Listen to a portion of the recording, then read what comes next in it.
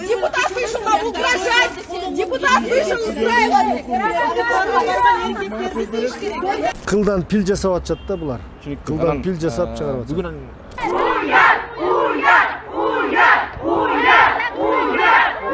Мен көтөрүп чыккан миллиардтарды баштарын кылкылдап чыккандан кийин ушул нерселерди уюштурду. Бирок ден соолугу менен, абиринен, укугунан кордолгондорун көрүп атабыз. МПОшниктерге айтып коеюн. МПОшниктер бир күнү болбосо бир күнү камаласыңар. Наркоман болуп калган, ичкиликке батып калган, жумуш таппай, ал жакта ден соолугунан ажыраган жарандарыбыз бар. Эми бул мыйзам эмес, бул мыйзам жазылган жок. Яндекс деген такси мамлекеттин налогуна 1 тыйын төлөбөй иштеп атат. Амансыздарбы көрөрмандар.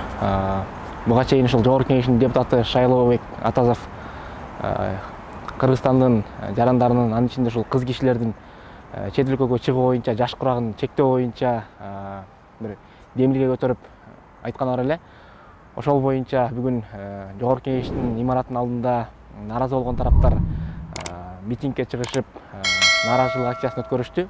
Алар ошол Жогорку Кеңештин депутаты Шайлообек Атазовдун адам укуктарын тебелөө боюнча пикир айткандыгын айтып, жана депутаттык мандатын тапшыруусун дагы талап кылып өтүштү.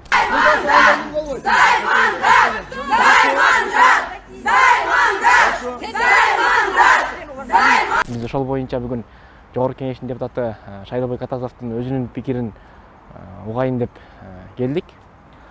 Саламатсызбы, Шайлообек мырза? Ушул коомчулукта талаш жараткан бул мыйзам долбоору боюнча бир өзүңүздүн кенен пикириңизди билдирип өтсөңүз. Биринчиден бул мыйзам долбоор эмес. Бул мыйзам долбоор эмес. Бул пикир. Бул сунуш, бул жөнөкөй демилге. Экинчиден бул бүгүнкү күндө ооба биздин мамлекетибизде, конституциябызда 18 жашка жеткенде ал чет өлкөгө чыга берет деп каралган. Бизге бүгүн өзүбүздүн жеке баракчаларыбызга Россия Федерациясынын мигранттары кайрылып жатат. Бизге келген мигрант кыздарыбыз 18 жаштан өтө жаш келип атат. Алардын укуктарын коргоп берсеңиздер, бүгүн мамлекет тараптан алардын коопсуздугун карап берсеңиздер деген кайрылууларды жазып атат. Бүгүн 18 жаштагы бирөөнүн чырактай кызы барып, ал жерде жумуш таппай, ал жерде окууга кире албай, ал жерде укуктары кордолуп, өзүнүн ден соолугу кордолуп, жана дүйнөдөн кайтып сөөгү келип аткан учурлар кездешүүдө, фактылар бар. Ошондуктан биз алдында бул маселе боюнча биз мамлекеттик деңгээлде ойлонушубуз керек, маселени карашыбыз керек деген ой айтылды. Мына ушул ойду айтууда булар бизди чектеп атасыңар деген пикирлер менен келиптир. Чыгып мен оюмду түшүндүрдүм. Биз мамлекет алар окууга кирсе чектебейбиз. Ишке барса чектебейбиз. Биз алардын баары окуп жатып кордолбош керек экени жөнүндө айтып атабыз. Алар чыкпасын эмес, чыксын. Бирок ошол жерде жүргөндө иштеп атып айлыгын ала албай калса, ошол жерде иштеп атып дүйнөдөн кайтып кетсе, ошол жерде иштеп атып бирөөдөн ыза көрсө, кордук көрсө биз коргошубуз керек.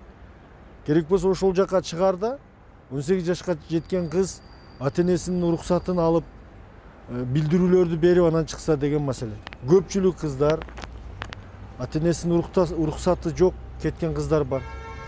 Балдар бар дегеле ушул жаш курагында барып Кыргызстанга кайтып келгенде наркоман болуп калган, ичкиликке батып калган, жумуш таппай, ал жакта ден соолугунан ажыраган жарандарыбыз бар. Ошолорду коргош максатында биз жаштарды чыгарарда туугандар болсо, ал жакта ата-энеси уруксат берсе, жана ал жакта иш менен камсыз болгон болсо, мамлекет тараптан коопсуздугун көзөмөлгө алуу керек деген пикирди айтканмын. Бул мыйзам эмес. Бул мыйзам эмес, бул мыйзам жазылган жок. Бул жөн гана пикир. Бул жөн гана пикирди айтканда баягы Түшүнүктүү. Кылдан пил жасап атышат да булар. Кылдан пил жасап чыгарып атышат. Бүгүн митингге чыккандарга айтпадыңызбы? Силердин артыңарда кимдер турарын дагы мен билем депчи. Кимдер турат? Эми бүгүнкү күндө мен депутат катары Кыргызстандагы өтө мындай талап тоноочулукка туш болгон багыттарды айтып койдум. Коррупциялык схемаларды айтып койдум. Алардын бири мына профсоюздардагы 75 объекттин сатылып, пионер лагерлердин сатылып кеткени, жерлер гектарлап сатылып кеткени, бирок мамлекетке түшпөгөн жөнүндө кече күндөрү көтөрүп чыктым. Бүгүнкү күндө мына Яндекс деген такси мамлекеттин налогуна 1 тыйын төлөбөй иштеп атат. Бүгүнкү күндө мен түндүк түштүк жолуна 900 миллион доллардын кайка кеткени жөнүндө көтөрүп атам. Бүгүнкү күндө мына шаарыбызда канча мекемелердеги багытсыз, максатсыз иштетилип кеткен акчалар, бир эле асфальтта бетонный заводдо 500 миллионго жакын акча бүгүнкү күндө жок. Бул бардыгы мамлекеттин, элдин мүлкү да. Туурабы? Ушуларды айтып чыкканда ошондой күчтөр колдонуп атат. Анан сырткары мен оюмду толук жеткирип, ниетимди айта элек туруп эле бул жерде биз менен койгон атаандаштар бар. Свердлов округунан өтпөй калганда жүрөт арасында. Өзү элдин тандоосунан мыкты добуш ала алган эмес, бирок ошол арасында ичкүйдүлүк кылып, көрө албастык кылып, ошол менин айтып аткан сөздөрүмдөн кыйкым таап, бир туура эмес пикирлерди жаратышка ниеттенген күчтөр жүрдү. Конкреттүү атап өтсөңүз болобу? Мен конкретно атап өтсөм, алардын кадыр баркына же болбосо алардын фамилиясына дагы артынан бир нерселерди жасабасын. Бул жерде бүгүнкү күндө мен көтөрүп чыккан миллиарддарды баштарын кылкылдап чыккандан кийин ушул нерселерди уюштурду. Эң негизгиси менин дагы карындашым бар, апам бар, эже карындаштарым бар. Мен аял затын сыйлайм. Аял затын тескерисинче укугуну чектеп эмес, мен аларды коргоп, алар барып сөөгү келип, алар барып бул жак келгенден кийин үй бүлөдөн ажырап калбасын деген ниетти айтып атам.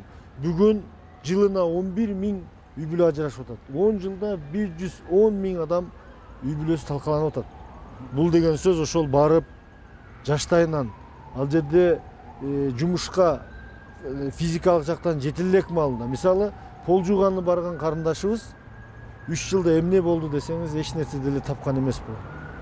Бирок ден соолугу менен, абиринен, укугунан кордолгондорун көрүп атабыз. Бүгүнкү күндө биздин мигранттарыбыздын канчалары эзилип, ал жакта корголбой калып атат. Ошону мамлекет коргосун деген ойду айттым. Сиздер айтып аткан бул демилге ушул бойдон демилге боюнча калып калабы же муну бир конкреттештирип, мыйзам долбоор кылып иштеп чыгасыздарбы? Маселе жашта эмес. Маселе мейли 12 жашта чыксын, мейли 40 жашта чыксын.